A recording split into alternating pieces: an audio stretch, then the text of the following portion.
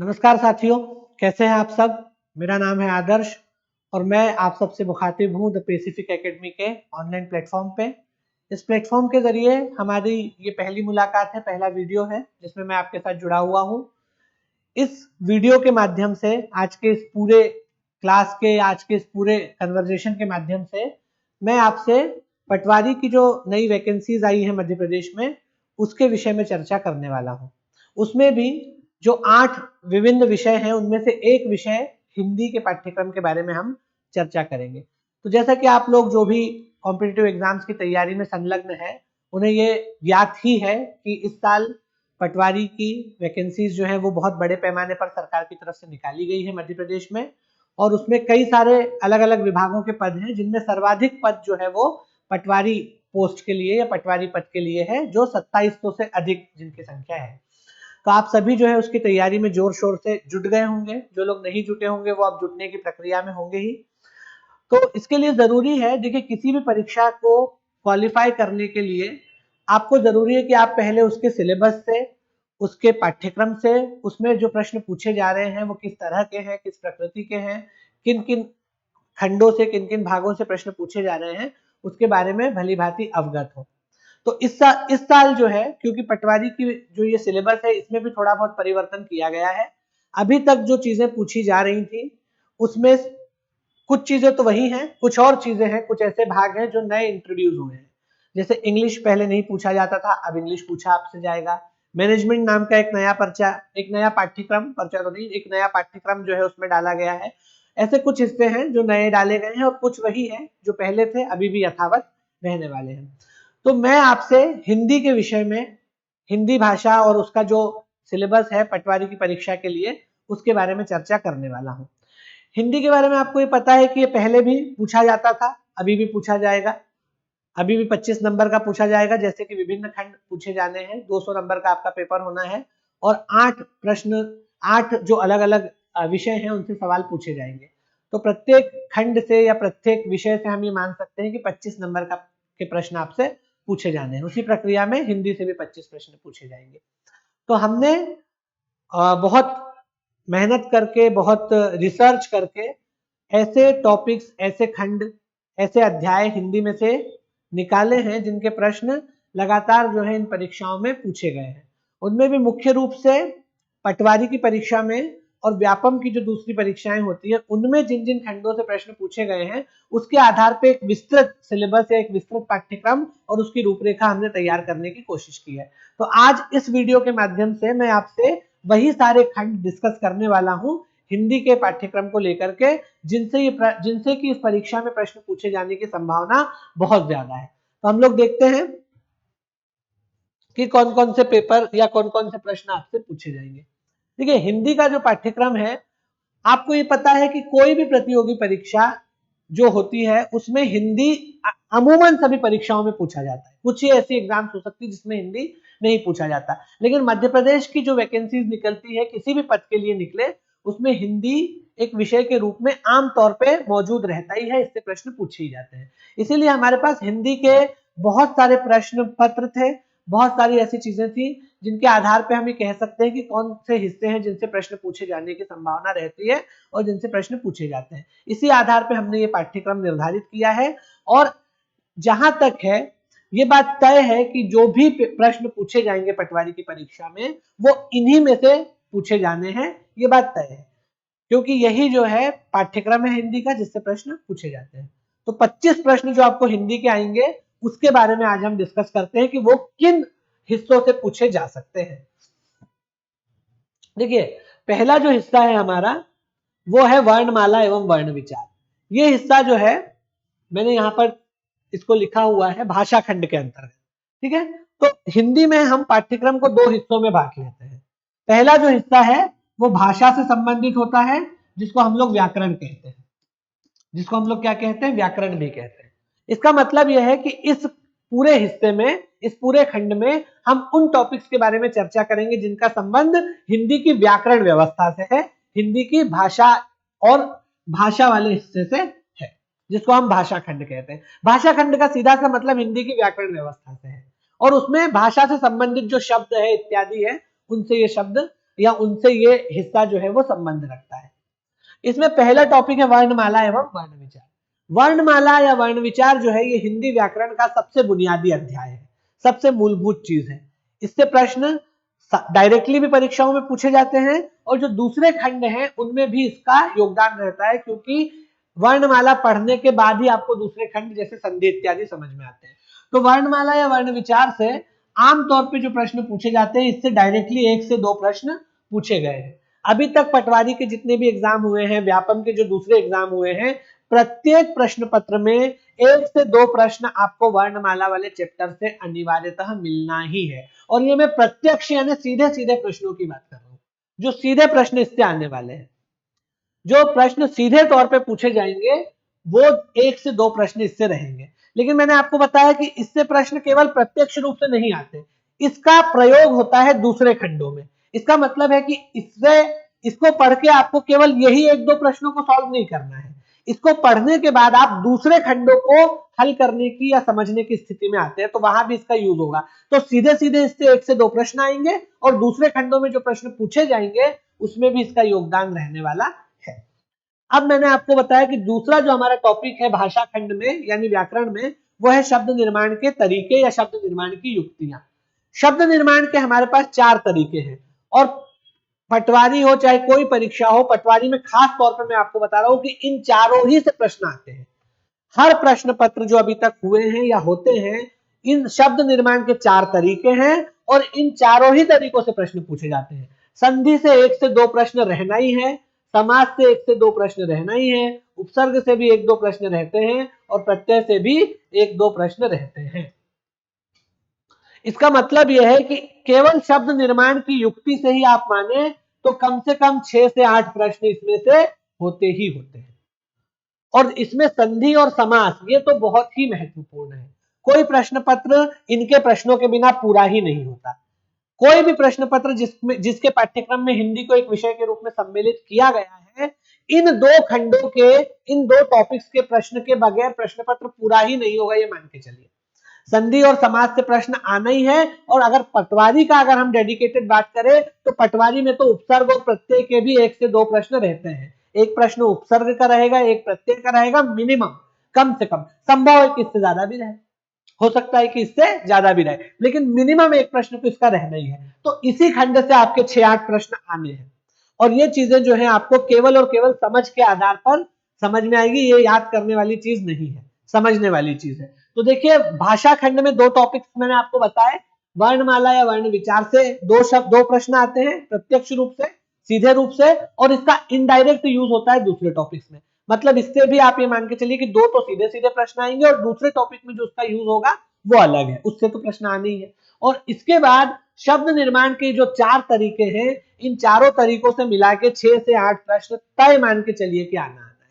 तो ये बहुत महत्वपूर्ण टॉपिक परीक्षा के पाठ्यक्रम के दृष्टिकोण से रहते हैं। इसके बाद अगला जो हमारा खंड है वो है शब्द भेद।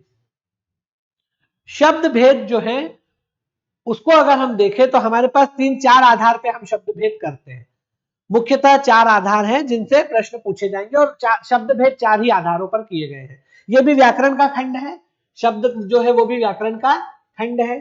तो पहला जो आधार है शब्द भेद करने का वो है रचना के आधार पर या निर्माण के आधार पर। रचना के आधार पर या निर्माण के आधार पर शब्द 3 प्रकार के हैं, रूढ़ शब्द, यौगिक शब्द, योग रूढ़ शब्द। ये मान के चलिए कि इस अकेले खंड से एक प्रश्न तो आएगा ही आएगा। उसके बाद उत्पत्ति या स्रोत के आधार पर शब्दों के 4 से 5 भेद किए गए हैं। 5 भेद किए गए हैं, तत्सम, तद्भव, देशज, विदेशज और संकर शब्द। इसमें से तद्भव, तत्सम, देशज, विदेशज, संकर, इसमें से ये मान के चलिए कि 1 से 2 प्रश्न इस ही अकेले खंड से आने हैं और आते हैं। इसमें कोई दो राय नहीं है कि तद्भव तत्सम से प्रश्न नहीं आएगा। ये तय मान के चलिए कि उत्पत्ति या स्रोत के आधार पर जो शब्दों के भेद हैं ये 5, इनमें से 2 प्रश्न आएंगे ही आएंगे और आए हैं। अब तक हर परीक्षा में इसमें से आपको 2 प्रश्न मिलेंगे, कम से कम 2 प्रश्न मिलेंगे। तो एक प्रश्न इसका और 2 प्रश्न इसके। तो शब्द भेद के जो हमारे पास 2 आधार अभी तक हमने देखे, उन्हीं में से 3 प्रश्न मिनिमम आएंगे, आपको ये मान के चलिए, ठीक है। इसके अलावा अर्थ के आधार पर शब्दों के कुछ भेद किए गए हैं। उसमें पर्यायवाची या समानार्थी शब्द है, दोनों एक ही है।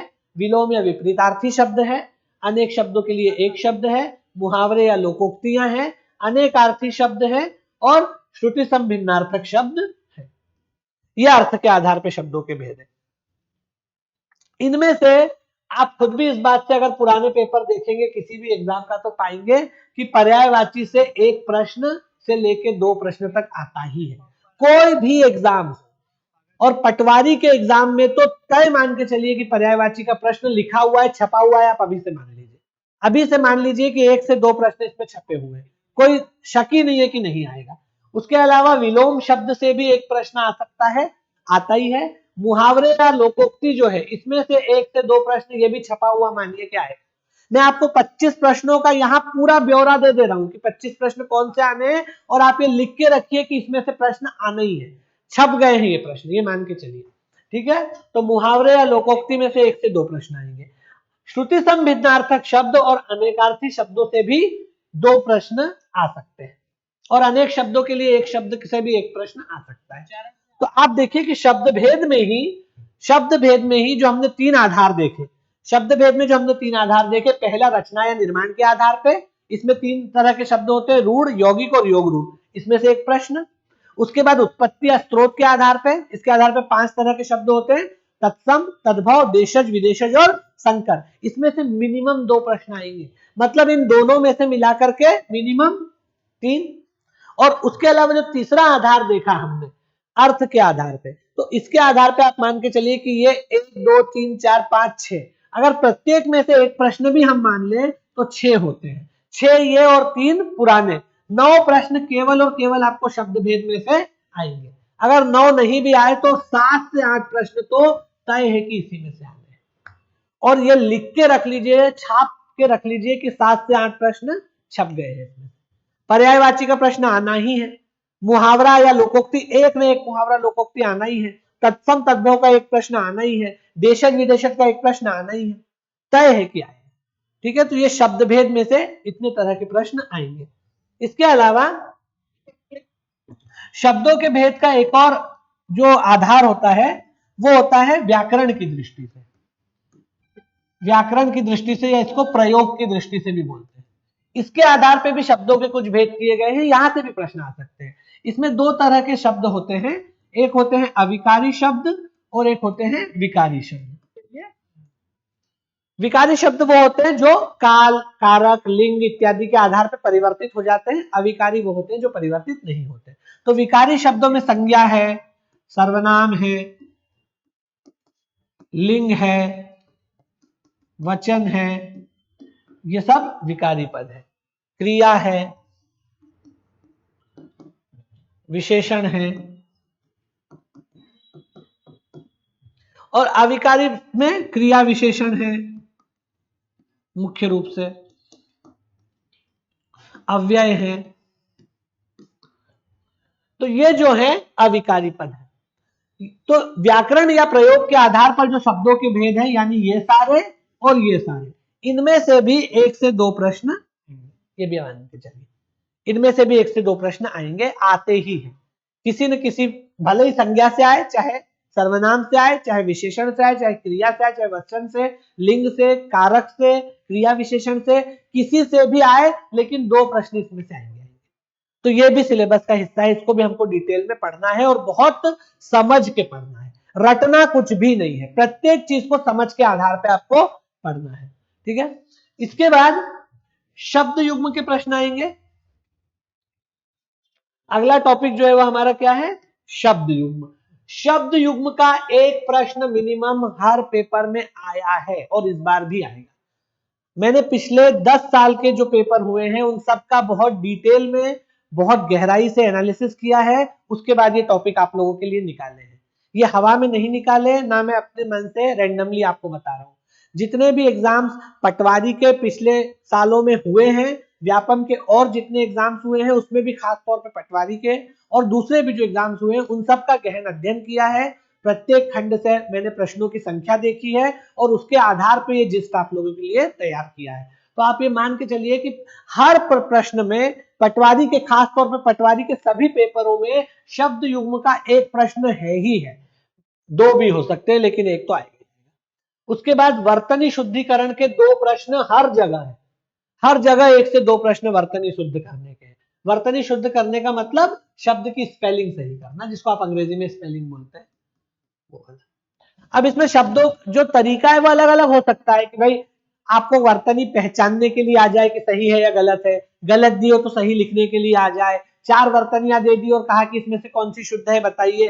प्रश्न पूछने के तरीके अलग अलग हो सकते हैं, लेकिन ये टॉपिक जो है इससे प्रश्न आएगा ही आएगा। इससे पूछने के तरीका कुछ भी हो सकता है, या तो गलत वर्तनी दे दी और कही कि इसकी सही वर्तनी बताइए कौन सी है, 4 अलग अलग वर्तनियां दे दी, कहा इसमें से अशुद्ध कौन सी है, इनमें से शुद्ध कौन सी है, गलत को सही करो, ये सब पूछा जा सकता है। तो प्रश्न पूछने के अलग अलग तरीके हो सकते हैं, लेकिन वो सब वर्तनी से आएंगे, ठीक है। इसके अतिरिक्त वाक्य रूपांतरण के भी 2 प्रश्न आते हैं। वाक्य रूपांतरण और शुद्धिकरण एक ही चीज है, मतलब एक चीज नहीं, अलग अलग चीजें पर जुड़ी हुई है आपस में। अगर आप वाक्य समझते हैं तो आप वाक्य रूपांतरण भी कर लेंगे, वाक्य शुद्धिकरण भी कर लेंगे। तो इसमें 2 तरह के प्रश्न आते हैं। एक वाक्य रूपांतरण करने के लिए आता है। रूपांतरण का मतलब है 3 तरह के वाक्य हैं, सरल वाक्य, मिश्र वाक्य, संयुक्त वाक्य। आपको मिश्र वाक्य दे दिया, कहा संयुक्त वाक्य में बदलो, संयुक्त वाक्य दे दिया, कहा मिश्र वाक्य में बदलो, सरल वाक्य दे दिए, कहा मिश्र वाक्य में बदलो। तो वाक्य रूपांतरण का मतलब होता है एक तरह के वाक्य को दूसरे तरह के वाक्य में कन्वर्ट करना। तो इसके भी प्रश्न आते हैं वाक्य रूपांतरण के। और एक है वाक्य शुद्धिकरण। शुद्धिकरण का मतलब होता है अगर कोई वाक्य व्याकरण की दृष्टि से गलत लिखा है तो इसको व्याकरण की दृष्टि से सही करना, उसकी त्रुटि को दूर करना, उसमें जो अशुद्धि है, व्याकरणिक अशुद्धि है, उसको दूर करना। तो वाक्य रूपांतरण के प्रश्न भी आते हैं और वाक्य शुद्धिकरण के। शुद्धिकरण का मतलब है कोई वाक्य व्याकरणिक नियमों के आधार पर गलत लिखा है, उसको आपको सही करना है, उसकी त्रुटि को, उसकी गलती को दूर करना है। इसके प्रश्न भी आते हैं। तो ये भी 2 प्रश्न मान के चलिए। उसके बाद से पारिभाषिक शब्दावली और प्रशासनिक शब्दावली, इसके भी 2 प्रश्न पूछे जाते हैं। अभी तक के जितने पेपर हुए हैं उसमें पारिभाषिक शब्दावली का 1 प्रश्न मिनिमम है ही है। वो किसी भी विषय का हो, चाहे अर्थशास्त्र का हो, चाहे राजनीति शास्त्र का हो, चाहे संविधान का हो, चाहे किसी भी भाषा का हो, लेकिन विज्ञान का भी हो सकता है, लेकिन एक शब्द जरूर आता है, एक प्रश्न जरूर आता है। अब वो प्रश्न पूछने का तरीका मैं फिर कह रहा हूं कुछ भी हो सकता है। आपको एक शब्द दे दिया और कहा कि बताइए कि किस भाषा का पारिभाषिक शब्द है, ये मतलब किस विषय का पारिभाषिक शब्द है। अर्थशास्त्र का भी हो सकता है, जीव विज्ञान का भी हो सकता है, भौतिक शास्त्र का भी हो सकता है, किसी भी विषय का हो सकता है, लेकिन एक प्रश्न आता है। इसी तरह प्रशासनिक शब्दावली से भी एक प्रश्न आता है और हिंदी भाषा के विकास से भी 2 प्रश्न कम से कम आते हैं। एक तो आएगा ही आएगा या 2 भी आ सकते हैं। तो हिंदी भाषा के विकास से भी प्रश्न आते हैं। हिंदी भाषा के विकास में इसकी बोलियां, उपभाषाएं, ये सब भी शामिल है। अभी जितने भी पेपर्स हुए हैं उन सब में एक न एक प्रश्न हिंदी भाषा के विकास से और हिंदी भाषा की जो वेरिएशंस है उनसे आया है। तो इनसे भी आप देखिए कि इसमें से हर खंड से 1 से 2 प्रश्न पूछे गए। तो यहां पर आकर के हमारा व्याकरण वाला वो खंड पूरा हो जाता है जहां से सवाल पूछे जाते हैं। व्याकरण वाले खंड में आपको इतने टॉपिक्स पढ़ने हैं, इसके बाहर पेपर में प्रश्न नहीं जाएगा, या आप मान के चलिए। इतने, यही जो टॉपिक्स है व्याकरण खंड में, इन्हीं में से प्रश्न आएगा। प्रश्न पूछने का तरीका कुछ भी हो, टॉपिक यही रहने वाले हैं, टॉपिक नहीं बदलेंगे। और इनमें से मैंने आपको बता दिए हैं, आप ये मान के चलिए कि ये प्रश्न तो छप ही गए हैं, एग्जाम में आना ही है, चाहे वो संधि हो, चाहे समास हो, चाहे पर्यायवाची हो, ये सारे प्रश्न पूछे जाएंगे ही जाएंगे और इसके बाहर नहीं पूछेंगे। इतने टॉपिक्स, इसमें सारे टॉपिक कवर हो गए जिससे प्रश्न व्याकरण खंड से पूछे जाने, भाषा खंड से पूछे जाने। मैंने आपको बताया कि हिंदी के सिलेबस में 2 खंड है, हम सुविधा की दृष्टि से 2 भागों में बांट लेते हैं। एक व्याकरण वाला खंड है जिसको भाषा खंड या शब्द खंड भी बोलते हैं, और एक और खंड है जिसका संबंध हिंदी की कविता से है, जिसको हम काव्य खंड कहते हैं। काव्य खंड से भी आपसे प्रश्न पूछे जाते हैं, ठीक है। तो ये जो काव्य खंड है जिसका संबंध हिंदी भाषा की कविता से है, काव्य का मतलब होता है कविता, इसमें 3 खंड है जिससे सवाल पूछे जाएंगे। पहला है रस। रस से 1 से 2 प्रश्न आना ही है, इसमें कोई इफ एंड बट है ही नहीं कि आएंगे नहीं आएंगे, कोई 2 राय नहीं है, इससे 2 प्रश्न आएंगे। अलंकार से भी 1 से 2 प्रश्न आएंगे ही आएंगे, और छंद से भी 1 से 2 प्रश्न आएंगे। ये मान के चलिए आपको मैंने 25 प्रश्नों की पूरी रूपरेखा, पूरा ब्लूप्रिंट दे दिया है, इसके बाहर कहीं से प्रश्न नहीं आएंगे, ठीक है। रस से छपे हुए हैं 1 या 2 प्रश्न, अलंकार से छपे हैं 2 प्रश्न, छंद से भी 1 प्रश्न तो कम से कम आएगा ही आएगा, ये मान के चलिए। तो मान लीजिए कि छंद, ये जो काव्य खंड है, इससे 4 से 6 नंबर का प्रश्न आपसे पूछा जाना ही है। इसके अलावा ये कोई मतलब इसमें ये दो राय हो ही नहीं सकती कि प्रश्न इससे नहीं आएगा। प्रत्येक प्रश्न पत्र जो हुआ है उनमें इससे 2-2 प्रश्न या 1-1 प्रश्न, इनसे तो 2-2 प्रश्न आए ही है, रस से और अलंकार से। छंद से भी 1 प्रश्न तो आता ही है, कभी कभी 2 भी आ जाते हैं, ठीक है। इसके अलावा एक और खंड जिसका संबंध वैसे सीधे सीधे काव्य से तो नहीं है, लेकिन हिंदी के साहित्य से है, ठीक है। साहित्य से इसका संबंध है, और साहित्य में गद्य भी है और कविता भी है, दोनों ही चीजें हैं। तो इसमें एक और प्रश्न, जो एक और खंड जो इसी से संबंधित है, उससे भी एक आध प्रश्न आता है, वो है रचनाकार और उसकी रचनाएं। कोई रचनाकार मतलब कोई लेखक, और लेखक की कोई रचना, इससे भी एक प्रश्न पूछा जाता है। किताब का नाम दे दिया और कहा इसके लेखक कौन है, या लेखक का नाम दे दिया और कहा इनकी लिखी हुई किताब कौन सी है, या कहानी, उपन्यास, कोई भी विधा हो सकती है। साहित्य में सब आ गया, निबंध हो, चाहे कोई कहानी हो, उपन्यास हो, कविता संग्रह हो, महाकाव्य हो, खंडकाव्य हो, कुछ भी हो। तो रचनाकार यानी लेखक और उसकी रचना, इससे संबंधित भी एक प्रश्न रहता है। कभी कभार नहीं भी रह सकता, लेकिन ज्यादातर यह होता है कि एक प्रश्न इससे आता ही आता है। तो ये भी हम इसमें काव्य खंड में ही सम्मिलित कर लेते हैं। तो ये जितना डिस्कशन मैंने इस वीडियो में किया है, इसमें आप ये पूरा जो है पाठ्यक्रम हिंदी वाले खंड का मैंने यहाँ पे आपके साथ आज चर्चा की है। तो इसमें से व्याकरण खंड और काव्य खंड, प्रत्येक खंड से कितने प्रश्न आने हैं, किस तरह के प्रश्न आने हैं, ये मैंने आपको इस वीडियो में विस्तृत रूप से इसकी चर्चा की हुई है। अब इन्हीं खंडों को हमको तैयार करना है, ताकि हिंदी के जो 25 नंबर हैं वो पूरे के पूरे 25 हमारी ग्रिप में आ जाए। उसमें से हमको 24 पे भी समझौता नहीं करना है, पूरे 25 लेना है, और 25 आसानी से आ जाएंगे। थोड़ा सा उसके लिए एक्स्ट्रा आपको, किसी के 22 आ रहे हैं, 20 आ रहे हैं, लेकिन अगर आप थोड़ा सा एक्स्ट्रा एफर्ट डालोगे तो आप 24-25 तक आराम से पहुंच जाओगे। ये बहुत स्कोरिंग सब्जेक्ट है, इसमें आपको लैक नहीं करना है, इसको अपनी स्ट्रेंथ बनाना है, और कोशिश करना है कि पूरे 25 नंबर आपके आ जाए। 24 से 25 पूरे नंबर आपके इस खंड में आ जाएंगे।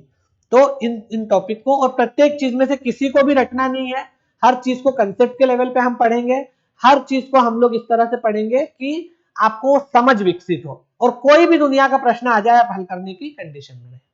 तो ये सिलेबस का जो है पूरा डिस्कशन मैंने इस वीडियो में आप सबसे किया है। आशा है आप लोगों को अच्छा लगा होगा, ठीक लगा होगा, समझ में आया होगा, और आप लोगों के लिए ये किसी न किसी रूप में हेल्पफुल रहेगा, आपकी मदद करेगा इस एग्जाम की तैयारी के लिए, ऐसी मेरी आशा है। तो आप लोग जुड़े रहिए हमारे इस प्लेटफॉर्म के साथ, यहाँ आपको और भी ऐसी जानकारी इस तरह की बहुत हेल्पफुल मिलने वाली है, इंग्लिश के लिए भी और दूसरे विषयों के लिए जो भी पटवारी के सिलेबस में आएंगे, या दूसरी जो कॉम्पिटिटिव एग्जाम्स होती है उस सब के बारे में बहुत अच्छा तरीके से आपको यहाँ पर गाइडेंस भी और जानकारी भी मिलने वाली है। तो आप हमारे साथ इसी तरह लगातार बनिए रहिए, आगे भी आपसे मुलाकात होती रहेगी। धन्यवाद।